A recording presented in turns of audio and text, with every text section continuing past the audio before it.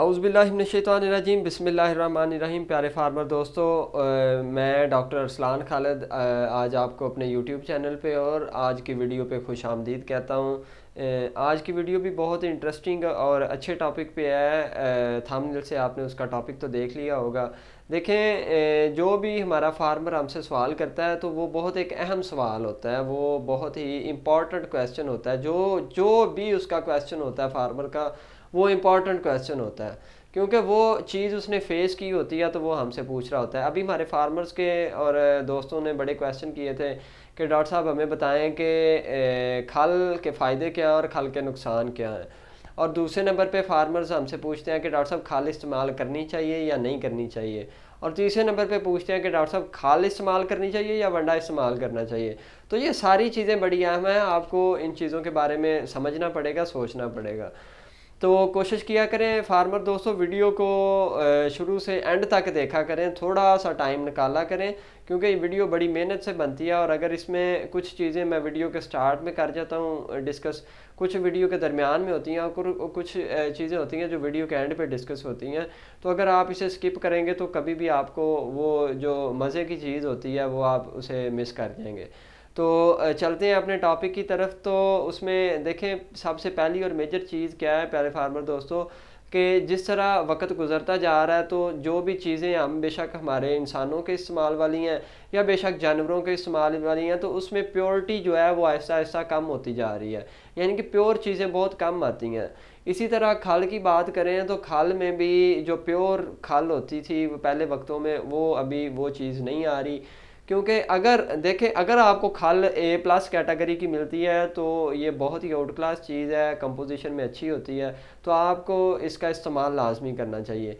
लेकिन अगर खल आपके पास अच्छी नहीं आ रही, खल थोड़ी लोकल कैटेगरी की आ रही है, उसमें फंगस लगी हुई है या कोई और मसला मसाला, तो फिर आपको खल का इस्तेमाल नहीं करना चाहिए। और आगे मैं एक छोटी सी समरी आपसे पेश करूँगा कि खल का इस्तेमाल करना चाहिए या नहीं करना चाहिए। देखें प्यारे फार्मर दोस्तों, खाल जो है वो एक बैलेंस डाइट तो कभी भी नहीं बन सकती, क्योंकि खाल में अगर इसकी लेट्स सपोज इसकी कंपोजिशन की हम बात करते हैं तो इसमें जो CP का लेवल होता है वो 21, 22 और 23 तक होता है, और इसमें ड्राई मैटर तो बहुत कम होता है। और फैट, क्योंकि तेल तो हम इसे निकाल लेते हैं तो पीछे वो खाली रह जाती है जो हम इस्तेमाल करते हैं। और तेल भी इतना वो मतलब उसमें हम निकाल लेते हैं कि उसमें फ़ैट कंटेंट बहुत कम रह जाता है। तो देखें, ये एक बैलेंस डाइट नहीं है, बैलेंस खुराक नहीं है। जो खल जो है वो आपके देखें, जिस तरह वनडे में मिनरल्स इस्तेमाल होते हैं, वनडे में विटामिन इस्तेमाल होते हैं, वनडे में बाईपास फैट इस्तेमाल होती है जो जानवर की एनर्जी को बूस्ट करती है, तो खल में ये सारी चीज़ें इस्तेमाल नहीं होती।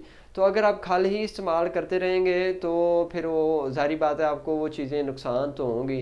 तो अगर हमारा फार्मर समझेगा कि मैं एक उसे सूखा हुआ चारा जानवर को दे के और भूसा दे के तो जानवर से एक आउट क्लास प्रोडक्शन ले लूँगा, तो वो कभी भी नहीं हो सकती। इसी तरह आप खल में और वनडे में बेतहाशा डिफरेंस होता है, क्योंकि खल जो है वो उसमें चीज़ों की काफ़ी डेफिशिएंसी होती है, और जो वंडा होता है वो एक प्रॉपर और बैलेंस डाइट प्रिपेयर की होती है जानवर की प्रोडक्शन के हिसाब से। उसमें प्रॉपर उतनी CP होती है और प्रॉपर उसमें एनर्जी होती है, फिर मिनरल्स होते हैं, विटामिन्स होते हैं।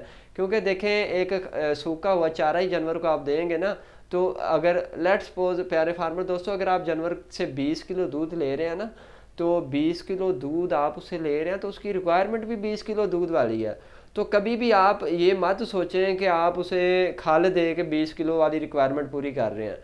एक हमने बड़ा रफ सा एस्टीमेट रखा होता है कि जानवर से हम जो ले रहे हैं वही हमने जानवर को देना है। लेने से मुराद ये है कि हम जानवर से क्या ले रहे हैं, कि हम जानवर से दूध ले रहे हैं, और दूध में कौन कौन सी चीज़ें हैं। दूध में प्रोटीन भी होती है, दूध में एनर्जी भी होती है, दूध में मिनरल्स भी होते हैं, विटामिन भी होते हैं, इसके अलावा भी बहुत सी चीज़ें होती हैं, वाटर कंटेंट भी होता है। और यही चीज़ें हमने जानवर को खुराक में देनी होती हैं। तो अगर आप जानवर को यही चीज़ें, लेट्स सपोज आप कैल्शियम ही नहीं दे रहे जानवर को खुराक में, मिनरल है ना एक कैल्शियम मिनरल, आप उसका इस्तेमाल नहीं दे रहे, आप खल इस्तेमाल कर रहे हैं, तो खल में तो कैल्शियम कभी भी नहीं होगा। अगर आप खल ही इस्तेमाल करते जाएंगे तो उसमें कैल्शियम नहीं होगा, तो उससे क्या होगा, आपके जानवर को कंसेप्शन का मसला होगा, गब्बन नहीं जल्दी होगा, आपका जानवर रिपीट मतलब वही चीज़ें आगे के रिपीट होता रहेगा। अगर आपका जानवर प्रेग्नेंट हो गया तो वो अबॉर्ट करने की तरफ चला जाएगा, आपका जानवर जल्दी जेर नहीं फेंकेगा, सूने के बाद आपका जानवर जो है वो रिवर्स गेयर लगा देगा और इतना रिवर्स लगाएगा कि वो बैठ जाएगा, वो डॉनर गो की तरफ चला जाएगा। तो उसके लिए फिर आपको मिनरल्स लगाने पड़ेंगे, फिर आपको कैल्शियम की ड्रिप्स लगानी पड़ेंगी, फिर आपको ताकत की ड्रिप्स लगानी पड़ेंगी। तो कोशिश करें कि आप जानवर को पहले से ही वो मिनरल्स दे रहे हो, वो खुराक ऐसी दे रहे हो, जिस तरह वनडे की मैं बात कर रहा हूँ, तो वो चीज़ें आप जानवर को दे रहे हो ताकि जानवर को सूने के बाद या ड्यूरिंग लैक्टेशन, ड्यूरिंग दूध देते हुए उसको ये किस्म के मसले ना आए। तो कोशिश करें कि जानवर को खाल का इस्तेमाल ना करें। अगर खाल बहुत अच्छी मिल रही है आपको मार्केट से तो खाल का इस्तेमाल कर सकते हैं आप, लेकिन उसमें भी फिर उसके साथ आपको मिनरल्स ऐड करने पड़ेंगे, उसमें आपको विटामिन, और वो कॉस्ट आपकी फिर वही उधर ही चली जाएगी वनडे के हिसाब से ही। तो अगर आप वंडा इस्तेमाल करेंगे तो वो एक बैलेंस डाइट होगी। आपकी सराउंडिंग में, आपके एरिए में कोई भी अच्छी कंपनी का वंडा है तो आप वो भी इस्तेमाल कर सकते हैं, लेकिन अगर आप उसे प्रेफर नहीं करते तो आप होममेड वंडा भी इस्तेमाल कर सकते हैं, आप अपने घर में वंडा बना सकते हैं, उसमें कोई चीज़ नहीं है, क्लियर कट चीज़ें हैं। मेरा नंबर डिस्क्रिप्शन में भी चल रहा है और साथ मैंने टैग भी किया हुआ है। अगर आपको किसी किस्म का भी मसला आता है तो आप व्हाट्सएप कोशिश किया करें, मैसेज किया करें, क्योंकि डेली में कॉल्स बहुत ज़्यादा आ रही होती हैं, तो बहुत सी कॉल्स तो अटेंड ही नहीं होती और बहुत सी कॉल्स को वैसे ही बिज़ी होने की वजह से वो आती नहीं है कॉल। तो कोशिश किया करें व्हाट्सएप पे मैसेज डाल दिया करें, मैं कोशिश करता हूँ कि 1-2 घंटे में उनका रिप्लाई कर दिया करूँ जैसे ही वो मैसेज आते हैं। तो प्यारे फार्मर दोस्तों, अपने जानवर की प्रॉपर हिफाजत करें, उसे बैलेंस डाइट दें, उसकी प्रॉपर केयर करें, उसको जल्दी से जल्दी प्रेग्नेंट करें। देखें, अगर आप जानवर को कंफर्टेबल नहीं रखेंगे, अगर आप जानवर को प्रॉपर डाइट नहीं देंगे तो आपका जानवर आपको कभी भी फ़ायदा दे के नहीं जाएगा। डेयरी फार्मिंग एक टेक्निकल, इसे पॉइंट ऑफ व्यू से देखें, वो झटका सिस्टम छोड़ दें कि वो जिस तरह जानवर को घास डाला है और सब कुछ डाला है और शाम को कुछ भी नहीं मिलता। आज मैंने बड़े फार्म्स देखे हुए हैं, बड़े फार्मर्स को देखा हुआ है कि वो क्या करते हैं कि उनके पास 10 जानवर है, उसमें खुश्क जानवर भी है, उसमें दूध देने वाला जानवर भी है, और मेरा फार्मर जो होता है वो सारा दिन पसीना नहीं उसका वो सूख रहा होता, सारा दिन वो पसीने में नहा रहा होता है, तो शाम को दूध उसको घर लेके कितना जा रहा होता है, 1.5 किलो 2 किलो। तो देखें, ये कोई प्रॉपर उसकी मतलब कि वो कोई बिज़नेस नहीं कर रहा या उसमें से कुछ कमा नहीं रहा। तो वो कमा क्यों नहीं रहा, क्योंकि वो भी, उसमें भी उसकी गलतियां हैं, वो चीज़ें समझता नहीं है, वो चीज़ों को अच्छी तरह मैनेज नहीं करता। तो कोशिश किया करें चीज़ों को अच्छी तरह मैनेज किया करें, चीज़ों को अच्छी तरह समझा करें, फार्मिंग को एक टेक्निकल पॉइंट ऑफ व्यू से देखें ताकि आप उसमें से ज़्यादा फ़ायदा हासिल कर सकें।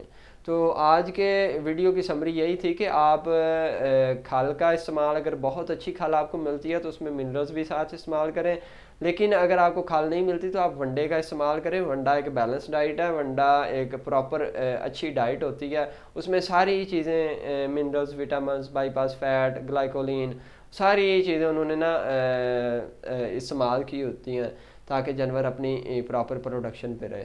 तो उम्मीद करते हैं आपको आज की वीडियो अच्छी लगी होगी। इसी तरह वीडियो को शेयर करते रहें, लाइक करते रहें और कमेंट करें, और चैनल को सब्सक्राइब करें ताकि हर नई आने वाली वीडियो आप तक प्रॉपरली पहुंचती रहे।